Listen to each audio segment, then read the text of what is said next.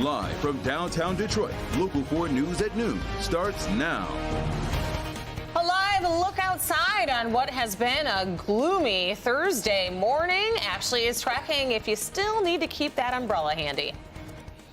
Thanks for joining us, everybody. I'm Jason Colthorpe. And I'm Rhonda Walker. And we do want to check in with Ashley to get a look at our forecast as we round out this Thursday. Yeah, so we are keeping a very close eye on what is pushing off of Lake Michigan at this hour, as we had some rain to start the day, and now we have some more rain that has developed off of Lake Michigan and pushing eastward. So Grand Rapids, Kalamazoo getting some of that rain at this hour. But let's go ahead and take a closer look at what's happening just north of the Grand Rapids area, where we do have some of those wet snowflakes mixing in.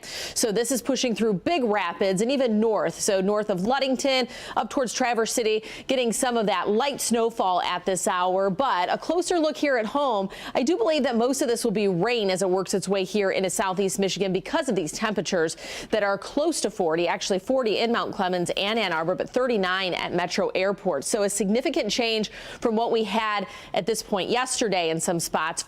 5 degrees warmer in Grosse Ile, same in Ann Arbor compared to yesterday, where even where we were above the freezing mark, we did have some of those wet snowflakes that were coming down. So just a live look outside right now. Camera shaking a little bit as those winds are picking up. And of course, the ice will be melting as we head into next week and we say goodbye to the ice rink for next season. But we'll have more on the rest of the afternoon forecast and that warm up going into next week coming up in just a few minutes.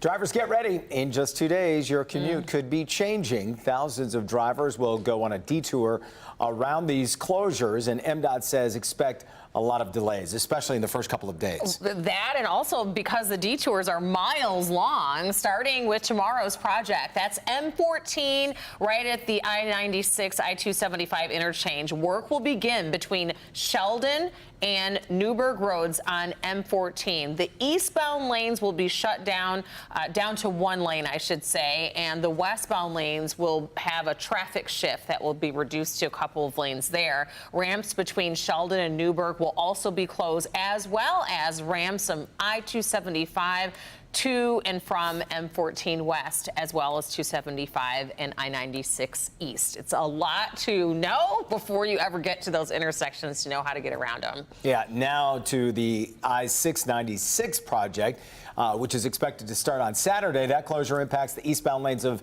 696 between the Lodge and I-75. The westbound lanes will remain open. Those lanes will close in 2026 when the construction on the eastbound lanes ends, and I should say Losser to I-75. Yes, and you may be wondering why it's all happening. MDOT says our roads are at a point that patching them is no longer an option. And for the kind of capacity that 696 has, which could be close to 100,000 drivers a day, that we need to detour. You don't want that on your local roads. So we are detouring it to other freeways. But the thing is, drivers can drive on any road they want. As long as you're legally allowed to drive your vehicle, you can drive on pretty much anything other than a private road. So we can expect we're going to see a lot of heavier traffic on the local roads in Oakland County for anyone going eastbound for the next 2 years. That means the mile roads, and many of those have construction on them too, by the way. Yes, they do, and they're bumpy. For the 696 detour, MDOT is advising to take southbound Lodge to East Davison to North 75 and back to 696, but if people actually do that, I'll be quite surprised. It's an additional 20 miles.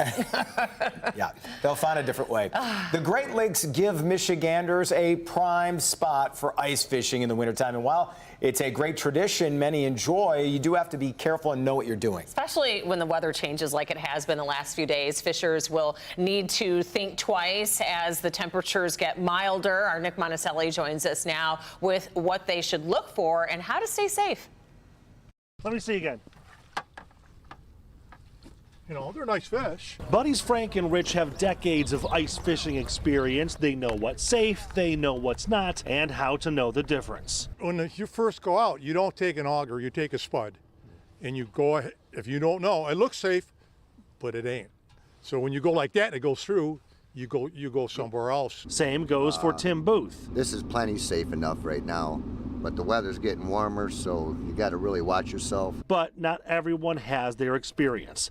Lieutenant Gary Wiegand runs the Macomb County Sheriff Marine Division and says every year somebody or something goes through the ice. Anytime that the temperatures fall and we have ice, we'll have an incident, at least one, sometimes multiple times, where, an ice shanty breaks through, a four-wheeler breaks through, a snowmobile, or, unfortunately a vehicle. And when that happens, his team is always prepared with specialized gear when needed. A person could last in the ice approximately an hour in a suit like this. Really?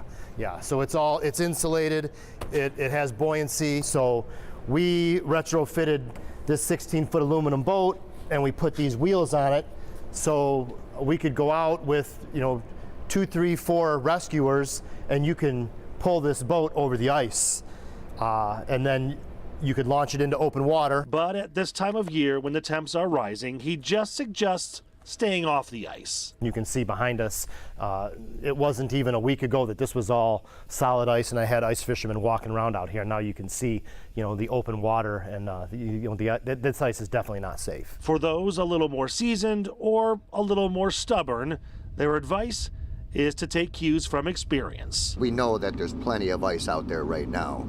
But like I said, as the warmer weather comes and the rain, we're supposed to be getting rain coming up, that really puts a beating on the ice. I'm Nick Monticelli, Local 4.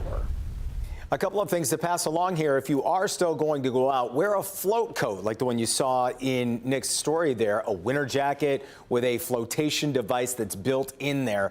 Make sure somebody knows where you are going and when you're supposed to be back. That way, if you don't make it home, friends and family can start calling for help.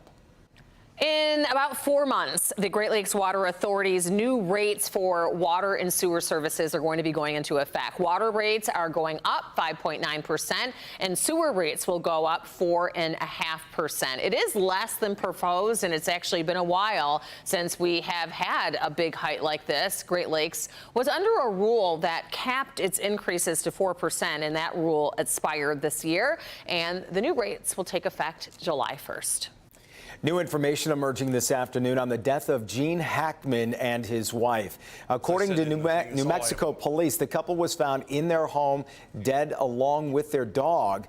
Police now saying it appears they had been dead for some time.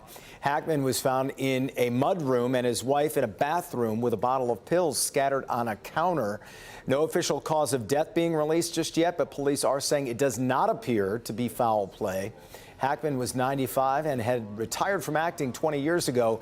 He won Academy Awards for his roles in The French Connection and Unforgiven. President Trump saying 25% tariffs on Mexican and Canadian goods will take effect March 4th. That's Tuesday of next week is planned. Also on that date, China will be charged an additional 10% tariff. All this unfolding as the Trump administration continues to prioritize reducing federal spending. Alice Barr is in Washington with the latest. Elon Musk joined that cabinet meeting and spoke at length about his efforts to slash federal spending, with President Trump backing the spending and workforce cuts. President Trump hosting the UK Prime Minister today at the White House as a battle over foreign aid reached the Supreme Court overnight. Chief Justice John Roberts temporarily blocked a lower court's midnight deadline for the Trump administration to release $2 billion in funds frozen since January.